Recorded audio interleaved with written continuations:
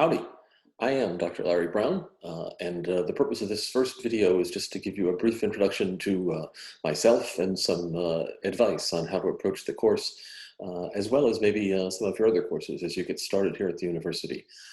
Then there'll be some other segments that explain more of the details of how our class will work. Right? I am coming to you right now from a room in my house, which is where I'll be doing pretty much the entire course from, and that's just sort of the kind of semester it's going to be, I'm afraid, for all of us. But we're going to do our best to make the most of it. So let's go ahead and get to it. Let me go ahead and jump into a couple of slides that will set us up for this. So this is a slide that if we were having a normal first day of class, this might have been the first thing I put on the screen. The course is Chemistry 107, General Chemistry for Engineering students. There are small pockets of people who are not engineering majors who take this course, so don't be alarmed if you're in something like geophysics or something like that. I think we have them and actually some physics majors too usually. So. The picture on the slide here is just meant to be a perhaps extreme and somewhat fanciful example of interplay between chemistry and engineering. Those things are pictures of what the people who make them call nano cars. And this picture actually comes from a group at Rice down in Houston, where in this picture, the individual balls that you can see making up those shapes would be atoms.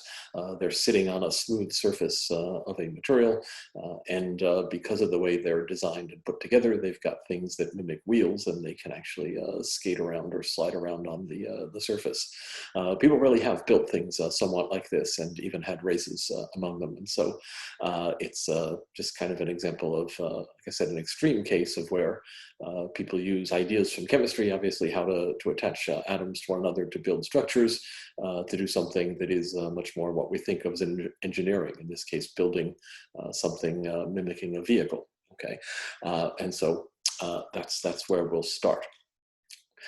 Again, if we were having an actual in-person class, I always like to start the first class by looking at this particular diagram, which is sort of how I think about the world, and it'll help orient you to thinking about the particular course that you're taking, and chemistry, how it relates to engineering, things like that.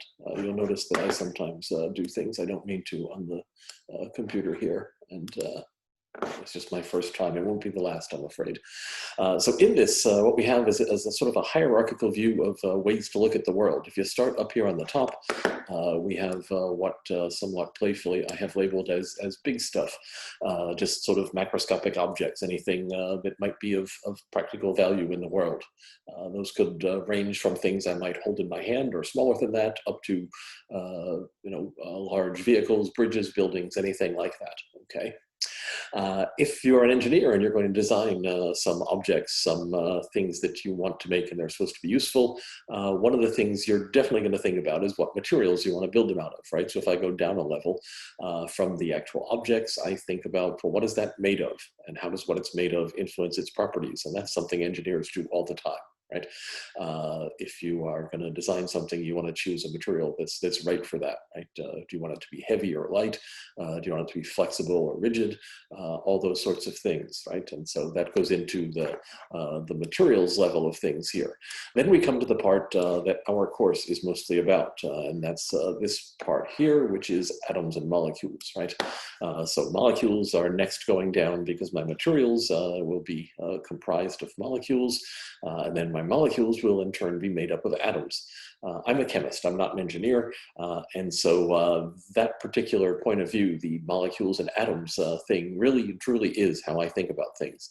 What do I mean by that? If I see something that's made out of a novel material, one of the first questions I ask myself is, well, how would you make something like that?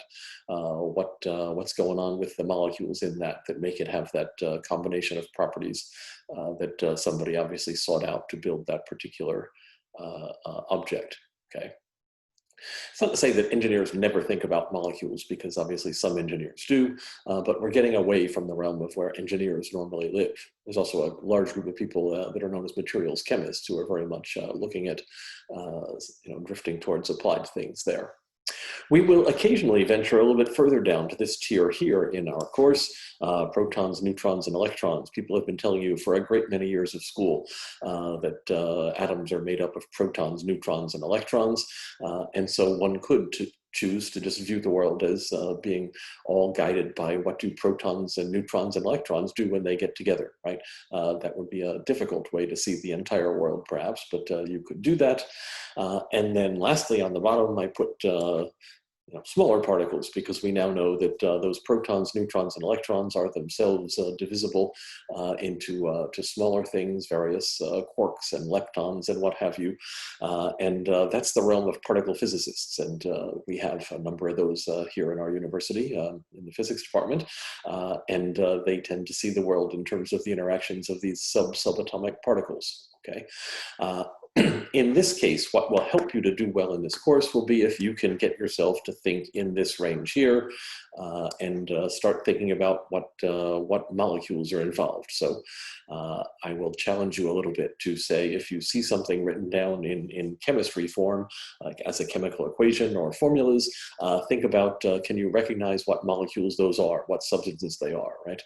If you see something that says Ag for silver and it says S for solid after it, just tell yourself, okay, that's a piece of silver metal.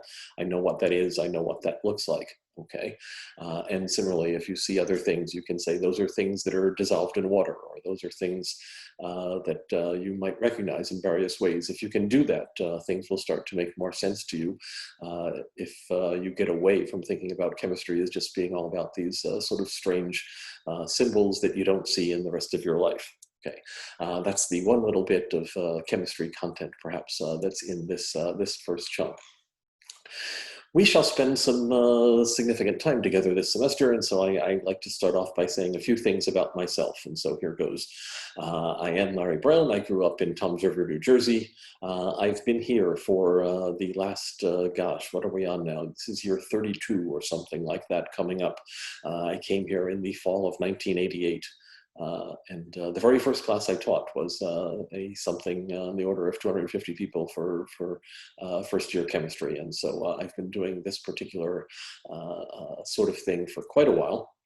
I mostly went to school in the Northeast. I was an undergraduate at what then we used to call RPI, Rensselaer Polytechnic Institute. It likes to be called Rensselaer these days, and so I've gone ahead and called it that.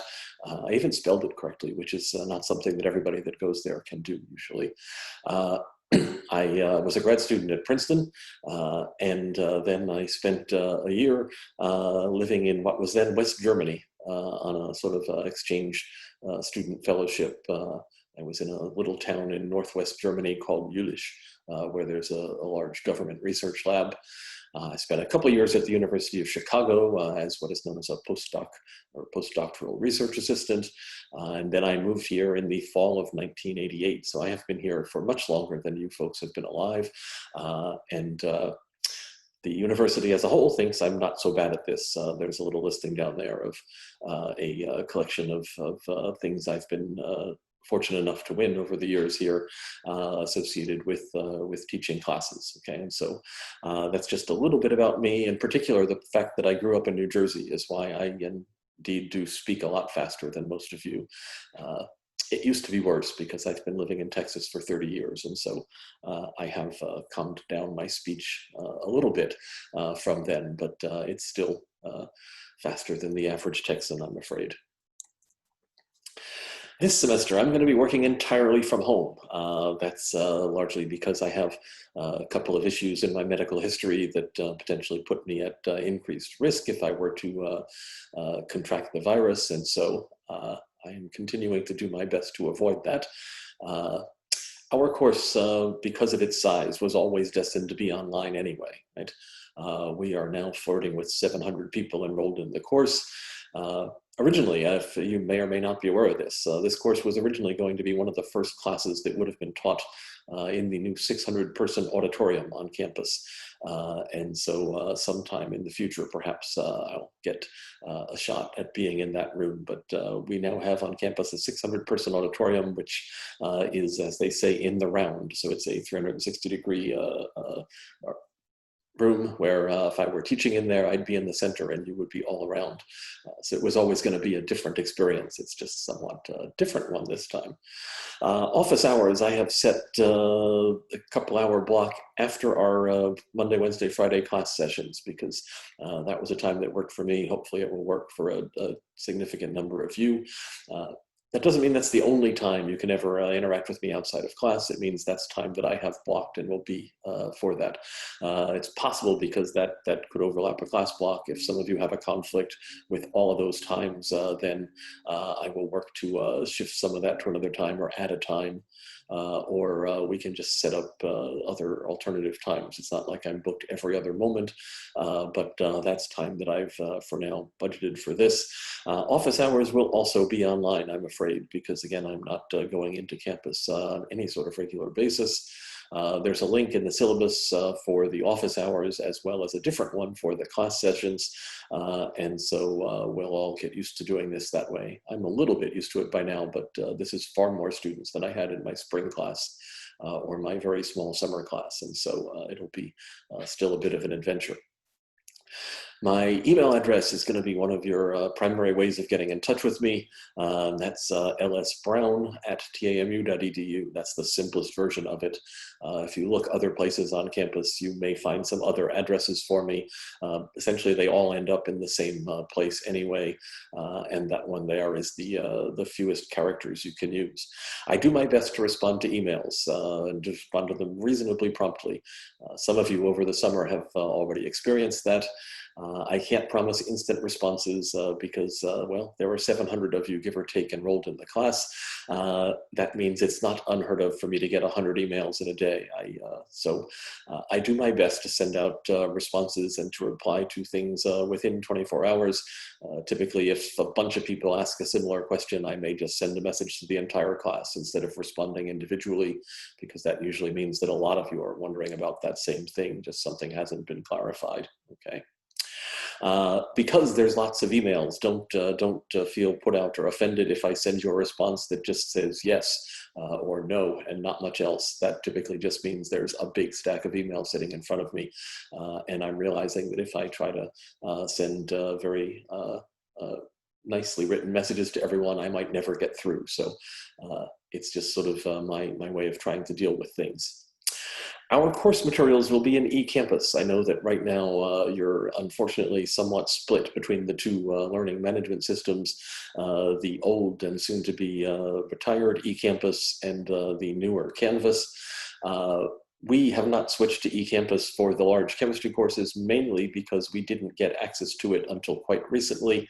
And we felt like we needed some time to learn how to do various things, particularly for an online semester where we have to be able to give exams and quizzes in there and other things. And so we decided not to make that move. And so we are staying in eCampus, and that's where you'll find everything for the course. If you're watching this video, that's probably where you found the link to it. So you've already made your way there, I expect. Quick word about Chem 117, which is a lab course that the majority of you are probably also enrolled in. Okay, these are two separate courses, 107 and 117, and you'll get two separate grades for them. You will get a 1 credit grade for 117 based on what you do with the assignments in that lab course. You will get a 3 credit grade for Chem 107 based on what happens and you do in my part of the course, okay? And so our syllabus for 107 outlines how you get points and how you get your grades are determined for 107. It does not mention 117. I'm not personally involved directly in the running of the labs this semester. I was at times in the past, but I'm not now. I am therefore not likely to be the best source of help or information on lab questions, okay? That doesn't mean I'm unwilling to try to help. It just means that you might have to explain a lot of things to me to get me to be up to speed, okay? And I won't generally answer questions about things related to grades in lab because those, they're not really my prerogative. I don't have any say say and what your lab grade is or anything like that. If you have questions about lab, your best first stop is going to be your teaching assistant. If you're not satisfied with what you get there, you can work your way up to, there are instructional assistants associated with the labs and then the lab coordinators. And you'll get information about all that in a lab syllabus and things from them. So I'm going to leave that for the lab coordinators and the teaching assistants to communicate to you. The other thing I want to do in this first video is just to give you some advice, little bits of things that I've kind of seen over the years about what helps students to do well and what helps students to do less well sometimes, okay? The advice that I'm going to give you, which obviously you can take or leave, should be useful for all your classes because your classes all are going to function in somewhat similar ways, okay? Obviously, this semester, some of them meet in person, some of them don't, things like that. But there's certain things that are just different about being in a college course versus most high school courses. And for the vast majority of you, this is your first experience with the expectations that we tend to have in our university. And so the number one thing that I suggest is to not get behind, okay? Right now, you're heading into the beginning of the semester, and by definition, you can't really be behind on the first day of class, okay? So try to keep it that way. Come to class. In our case, that means log in, be there. Don't be trying to do other things during that time. I'll explain in another video how the course is going to be structured, but my aim is to have you actively solving problems during those class periods, okay? Keep up with reading and videos. I'm going to be listing you sections of the book to read and videos to watch, which I'm really going to urge you to watch before our live class sessions. Make sure you're up to speed with that because that's how you're going to be able to get the most out of the class time, all right? There'll be problem sets due once a week. Make sure you're staying up with those. Those are sort of your early warning signs. If you find that you just are struggling horribly to do the homework, that means that you're not where I think you need to be with regards to the material. Okay. Number one thing at the start of the semester is realize that there's work to be done. Okay, in most courses, you may not have an exam for weeks, which is obviously different from what you're used to in high school, but don't let that convince you that there's just nothing to do, okay? We're all gonna be giving you assignments right away and get on top of those. Best way to get yourself behind for the entire semester is to do no work for the first week or two. If you do that, then all of a sudden you're going to have deadlines sitting right on top of you, and you're going to need to be crunching through stuff under pressure. Okay, so just try to keep yourself paced as you go through things. Try to get to know some of your classmates and find ways to work on problems together. Obviously, that's going to be a lot more difficult this semester than usual, but a lot of you, probably most of you, are still living in places where there are large groups of students around, things like that you can interact with, whether that's in person or virtually. There's more ways to share things electronically than ever before, of course, and so try to find your salespeople so that you're not just going through this as an island all by yourself. There are, like I said, approaching 700 people in my class, and there are 2 other classes of roughly that size this semester. We're all going to be doing very similar things, and so you should not have too much trouble finding people you run into or know from other places or classes that will also be in the course. If it seems like, as we're going through class, I seem like I'm acting like I think you know a lot more than you feel like you know. And if it seems like your classmates all seem like they know a lot more than you feel like you know, that's a definite sign that you need to get to work on that, okay? For one thing, I'm not gonna know about where you're at individually for quite a while until I start getting some things in front of me in the grade book. Okay. Second, there are a lot of you, as you can tell. I keep saying that number near 700, and so that means I'm going to have a lot less ability than your high school teachers were to just sort of reach out and follow up with individual people who seem like they're having a hard time. Okay. One of the big changes in the university versus high school is that you need to take a lot more responsibility in many cases for your own progress. All right. That doesn't mean we won't try to help you. It means that you need to reach out and find that help usually. For this course in particular, I really urge you to think of the problems that are assigned in the homework sets as being the minimum amount of stuff that you might have to do. okay?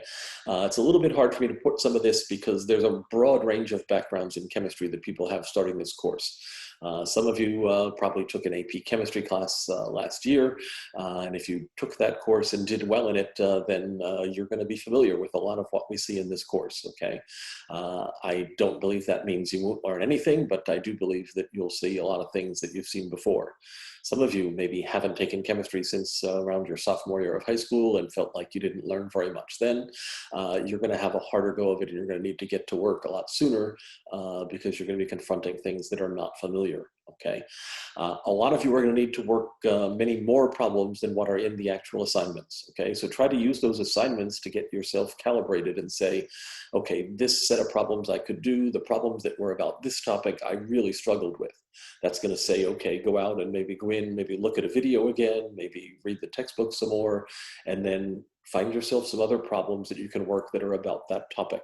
Okay, there'll be some optional problems that are not for a grade set up inside of OWL that you can work. Advantage to that is you'll get feedback electronically. It'll tell you if you're doing it right. In many cases, it will try to give you suggestions.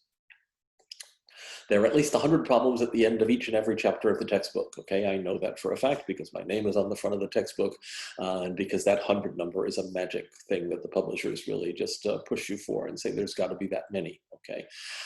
You can work a lot of those in OWL. You can work any of those the old-fashioned way by just looking at the problem in the book, whether your book is on paper or electronic. The odd-numbered problems in the textbook have answers that are in an appendix in the back of the book. I think that's Appendix K, but don't quote me on that. So that's a good way to get to know if you're doing a problem correctly.